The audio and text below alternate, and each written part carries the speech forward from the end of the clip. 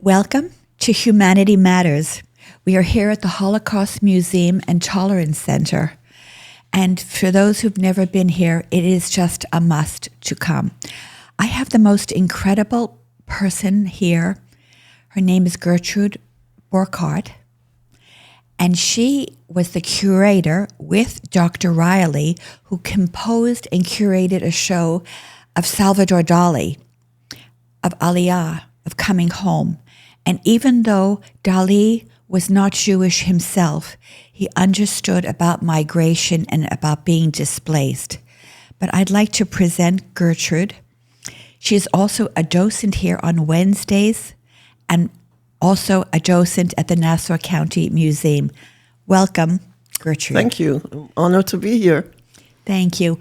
Well, I have to just first tell you that the first time that I came to the museum, the show of Dalí was up.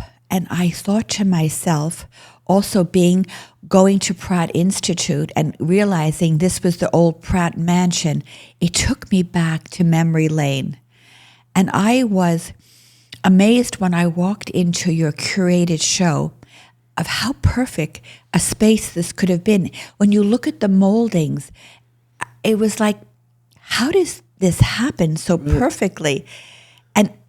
And also tell us about what you did as a curator. What was your ideas? Well, first of all, we were all surprised. Like, I worked with Charlie Riley, who had been our director at the Nassau County Museum of Art.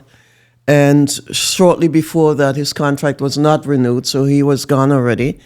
But when Yolanta asked me if I knew anybody who could curate, I said, Charlie. And then Charlie asked me to help because he's very busy writing his, I think, 49th or 50th book. So, and he lives far out, probably not quite as far as you. He lives in Katschok. And pretty close. So we got here together the first time and we unwrapped the pieces. And at first, our thought was, oh my God, this room is very small. How is it going to fit? And pretty much immediately I thought, okay, we have to double them up. And at first, the various people, there were a couple of people from the museum with me, and they said, oh, it's going to be too busy, it's not going to look good. But I had a really good feeling about that would work. And so we did that, and we spaced it just right so it was pleasing to the eye. And we did the signage in the right position, I think. What helped us tremendously is the direction of the professor in Atlanta at, what's the name of the university? I forgot now. Big university there. Emory? Emory, yes. It's a medical school. Yeah, well, he's a professor of Judaica, and he had received a set of these lithographs a long time ago from his wife as a birthday present. Oh, my God. And when he received the set, he started researching it because there was very, very little online to find out about this set.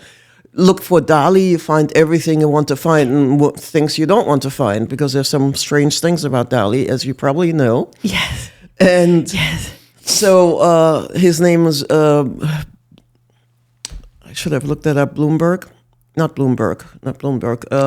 Sorry, I can't recall the name. Yeah, so I got in touch with him online. I found his name, and he then shared with me a lot of his research notes. And that helped us tremendously, because without that, we didn't really know how the pieces fit together, because they were shipped here in a very random order.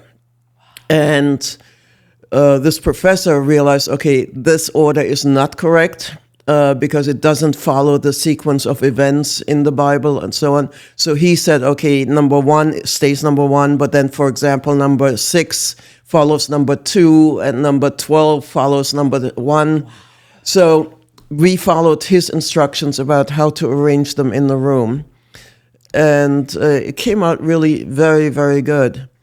And it's interesting, when we finished hanging, and the hanging was very difficult, doesn't seem that way. And I didn't think so, because they're all the same size.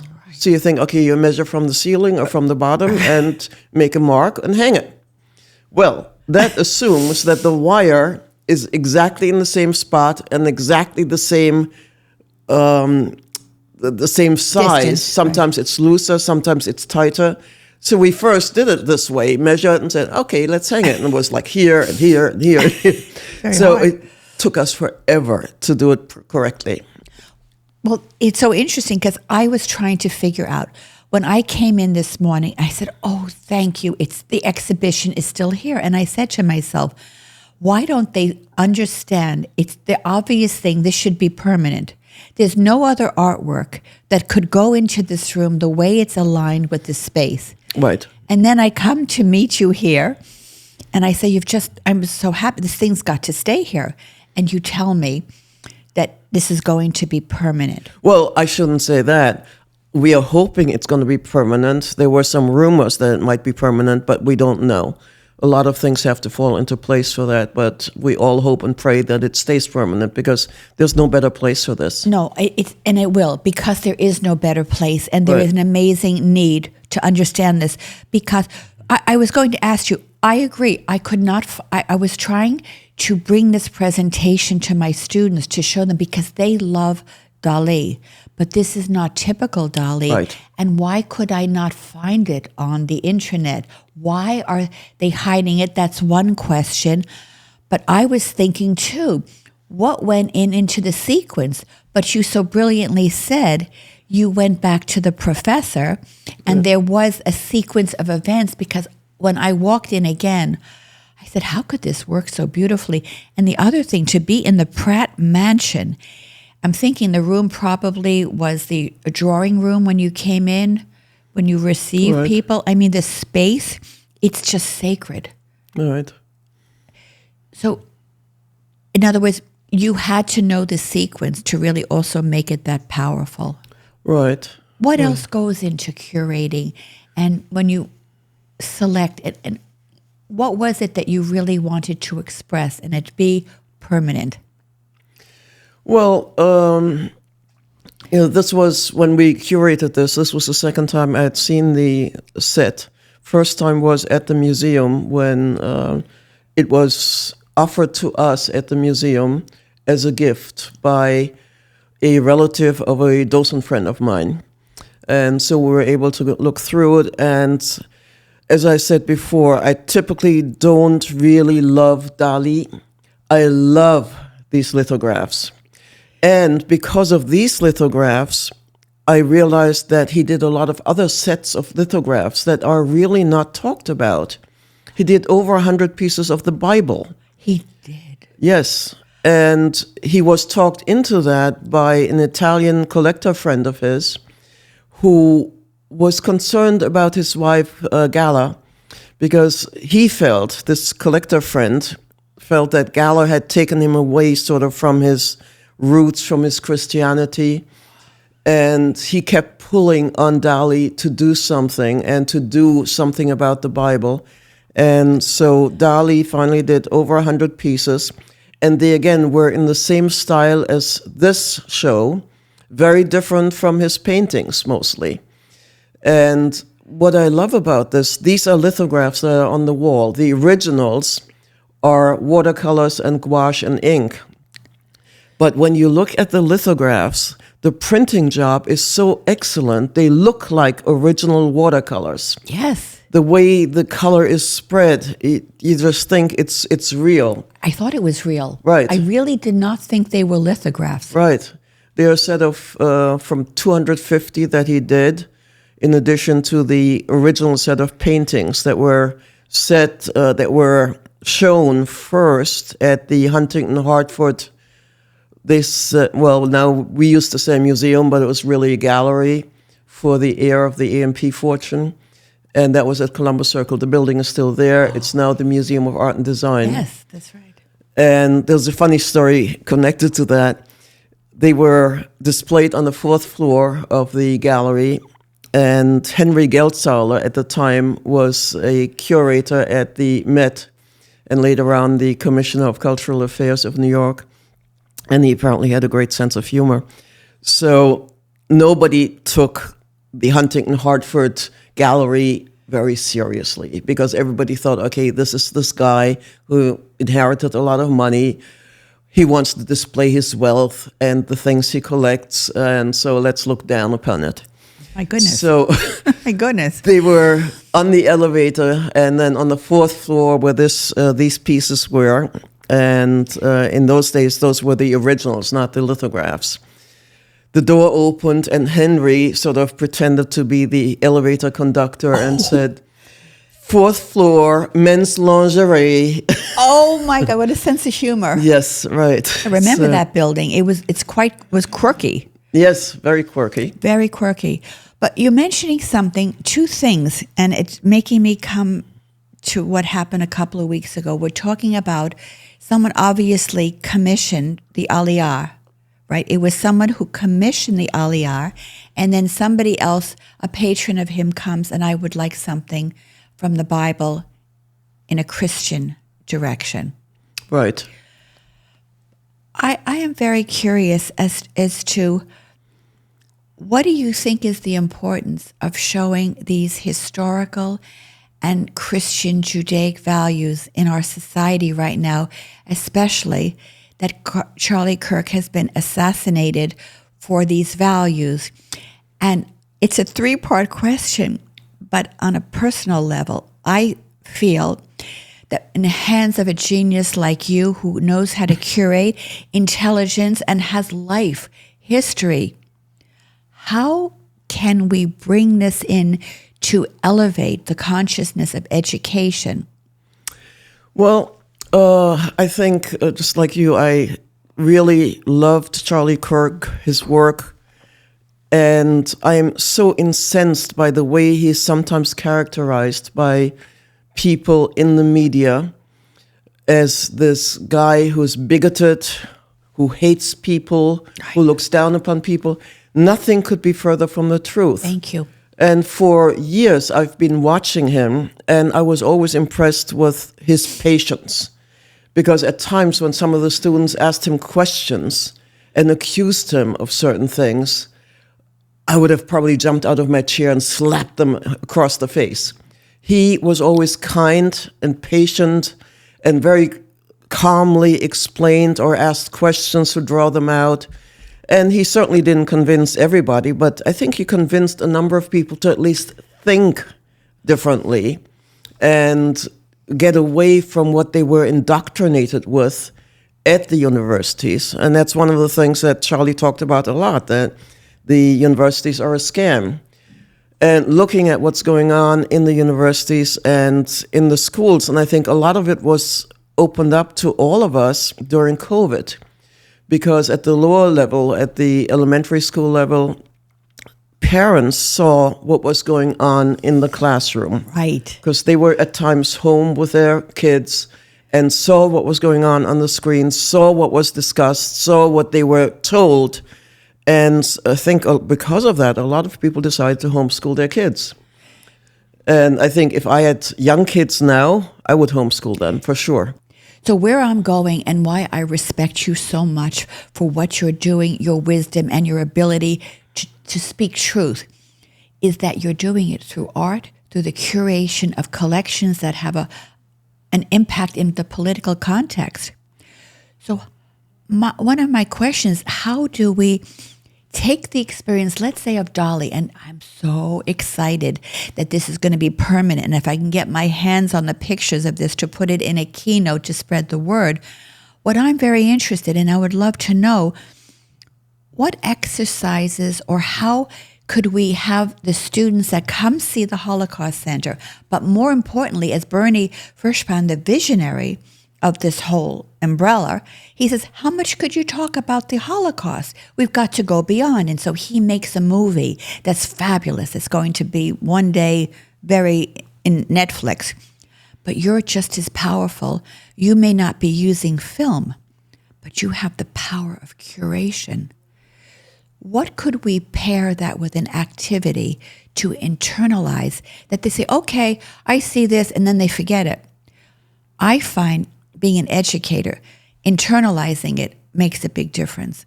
And right. How could you help me with that? Or could we figure out something that could be done, looking at the exhibition, then the permanent exhibition of Dalí, which students love as the top 3, but it's not typical of his work, which is delightful too. Right.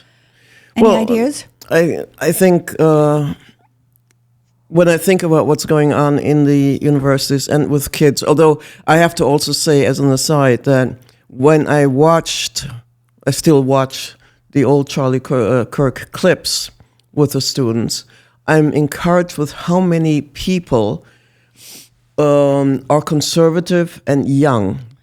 I think it's a movement that's growing. Also, the other thing that was shocking to me in a way is how many people, right after the assassination happened, how many people that next Sunday went to church, how many people picked up the Bible. I think that's important. And it's also like we sometimes think about the schools and the universities and they have to do this, they have to do that. I think a lot of this starts at home. You have to have a home where parents communicate more with their kids and communicate in the right way and don't always try to be just friends with their children. That's the wrong approach. And I think reading the Bible, reading the Old Testament and the New Testament is a good step in the right direction, and taking it to heart and looking at art like the Dalí pieces and like other pieces in museums really helps. And we should always be careful not to indoctrinate, but to open the mind. Yes. Which is the original idea of education, really, is to pull things out. Well, isn't that the role of an artist? A true artist is to be a mirror to what an artist can see and to be able to articulate it. But then you come to the next level, and you have Gertrude, someone who's going to curate it and then bring it down from the artist mirror and creativity to say, okay, so your point is well taken. What if someone doesn't have that kind of family? People are struggling, 2 jobs. They don't have time. Time they come home, maybe they're going to go take a drink. They can't do anymore. So that brings me back also with your experience, my experience.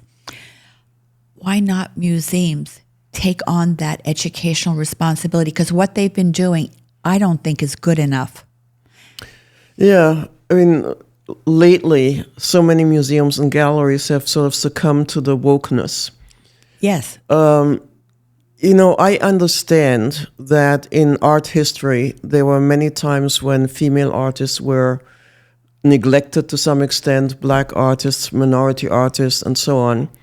But in the last, I don't know how many years, 10 years or so, all of a sudden there's this big push to get exhibits out there of only black artists, only women artists, regardless of how good they are. A meritocracy. Exactly. It's right? DEI in the museums. Right. And that has to stop, and I think it's stopping. Is it really? Yes. I mean, there are some big corporations who've already dismantled their DEI department, and I think more are following. I think many of them did it because they were afraid that if they didn't, they would lose customers, because remember, we went through the whole period of cancellation culture. Right. And all of that is going away a little bit at this point, thank God. Maybe a little bit, but let me ask you, I've just finished a book on betrayal. It's called Betrayal, on Jewish organizations and how they've done it wrongly. Because it's the point is they've given exhibitions or done things now because maybe they're not getting federal funding. Are they really doing it, Gertrude, because they have an awareness, or they're following where the buck is, or where their board of trustees want them to be? Well, those two things are totally big influences. I see that at our museum. If there are things you want to do, it doesn't mean you can do them, because you have to follow what the board of trustees want, and they're not always on the same page. And money too. I mean, all museums struggle, and galleries. I mean, galleries are closing all over the place right now. They're struggling, and in a way, there's also this whole thing going on right now with prices that are insane. when we talked before, we started here about the banana and how much money that went for. I mean, that's just pure insanity. Tell them the story. Tell them the story, and well, I was before we go to part 2. Yeah, I was telling the story about Jim Kempner, who's the gallerist in Chelsea, and he has some wonderful artists in this gallery. He also has a tremendous sense of humor. And at the time when the banana was coming up for auction, I forgot if it was Christie's or Sotheby's, and the estimate was sky high, he then used one of his windows to the gallery and put a live policeman, somebody dressed as a policeman, into the window, standing next to this white wall with a banana taped to it with gray duct tape. And I thought that was just hilarious. And that was his way of saying, okay, we've all lost our minds. Okay. And let's try to go back to reality. But I mean, it's true with so many of the paintings that when you watch, and I watch a lot of auctions, and when I grew up, I went to auctions just about once a week with my father.